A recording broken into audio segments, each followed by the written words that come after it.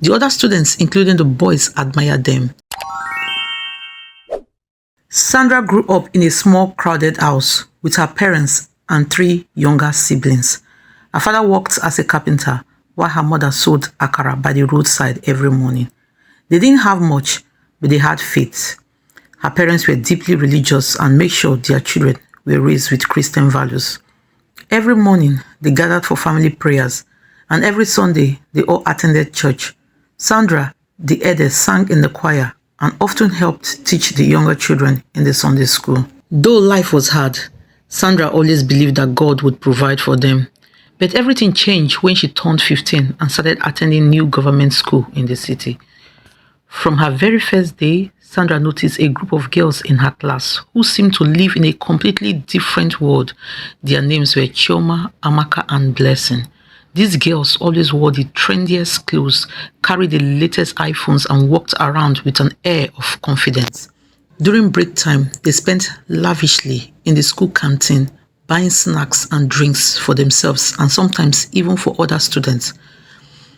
Their skin glowed like they spent their nights bathing in milk, and their hairstyles were so perfect that Sandra wondered if they visited salons every day.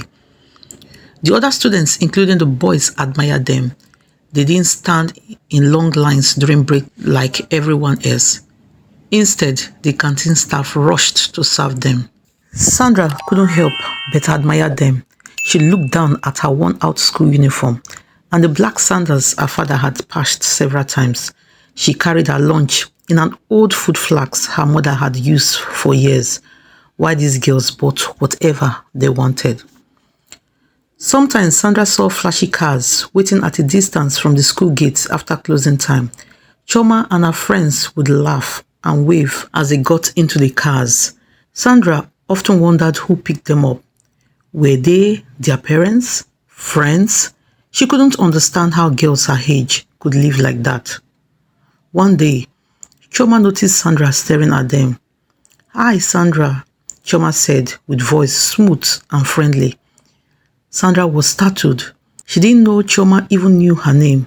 Hi, Sandra stammered. "You are always so quiet," Chioma said with a smile. "Why don't you hang out with us during break? It will be fun." Sandra was surprised but excited.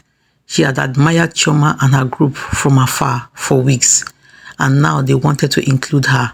That day, Chioma bought Sandra a meat pie and a bottle of drink.